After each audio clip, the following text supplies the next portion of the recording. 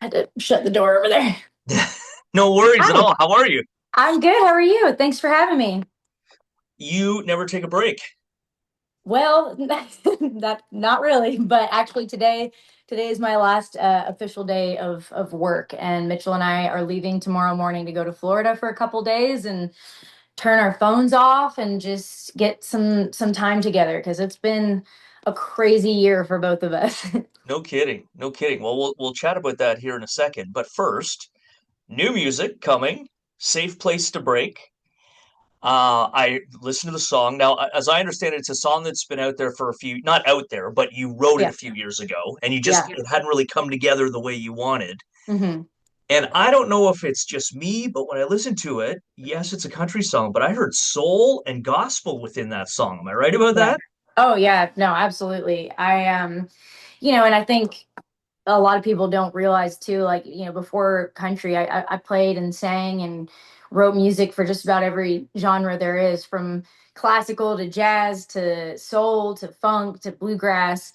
I'm just a music lover. And I think with this song, I looked at it like, with my producer, I'm like, I feel like we need to approach this from a place of like, what would Chris Stapleton do with this song? Mm. And I think bringing in that sort of soul gospel feel really just gave it so much more depth to the lyrics and the feeling of what it means to be loved by someone that way and how that feels. And I'm really glad that, I think also waiting to release that song, it might have been something else if I had rushed or pushed to release that sooner.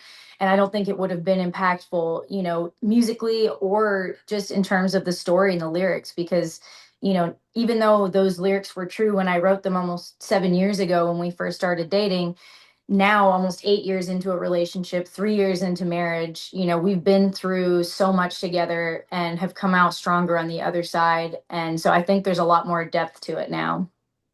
How did Mitchell react the very first time you played him the song? Oh my gosh, it was like 7 years ago, but he definitely he loved it for sure. He was into it, and he he's a songwriter, so he's pretty like in tune with his emotions, not too scared to show them. And also, it's always a little nerve-wracking because Mitchell and are really honest with each other when we show each other songs. Like, I can tell if he doesn't like something or vice versa. So it's always a little nerve-wracking when you write it like specifically about them, because obviously you hope they're gonna like it. But no, he definitely loved it. So you talk about emotions and songwriting, Mhm. and you're someone who has been very authentic. I would say even more so in the last couple of years than you've ever Yeah, been in your definitely. music. Mhm. So with Golden Child, the final chapter coming out on January 9th, the new music that's on there, what are some of the themes that are within those new songs?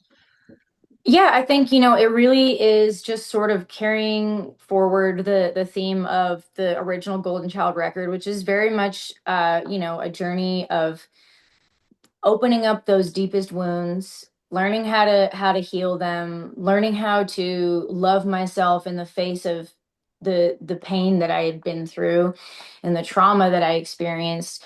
And it's a story of redemption and of self-discovery, and where we land, with this final chapter is kind of that last one of the most, I think, important songs to the story is You For Me, which is a story, it's a song about forgiveness, because that really is kind of the last step in a journey of healing. Once you've sort of healed those wounds, you've started to feel good about yourself again, you've started to, love yourself again and heal, then it's time to forgive the person that's hurt you. And I think for me, one of the most important lessons I learned about forgiveness is that it's not for the other person. It's not to, alleviate them of their guilt, or, to give them a free pass or say that what they did was okay.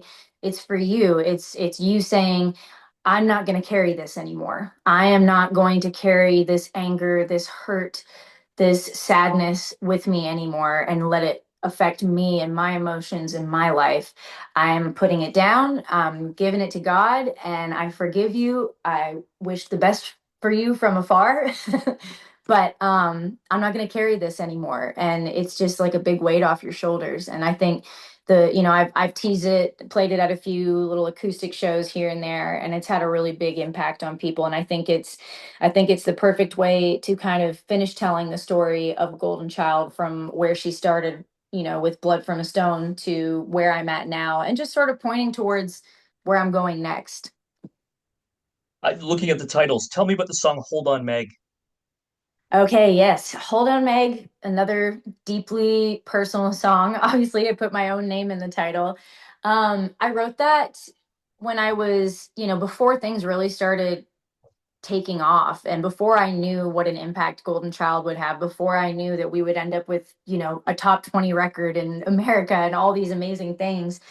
um it was being in that place of just feeling like, when is it going to happen for me? When? I've been Hmm. doing this for so long, and trying to be patient, trying to be hopeful, and struggling with that. And in the end of the song, what the song really turns out to be is actually a love letter to my fans, because through all of the industry no's and the being ignored and the being overlooked, and the close calls but not quite getting there, there was always my fans in the front row, showing up to my shows, singing every word, and not caring whatsoever what the industry had to say about me. And so, yeah, it's my love letter, sort of to myself, but mostly to my fans.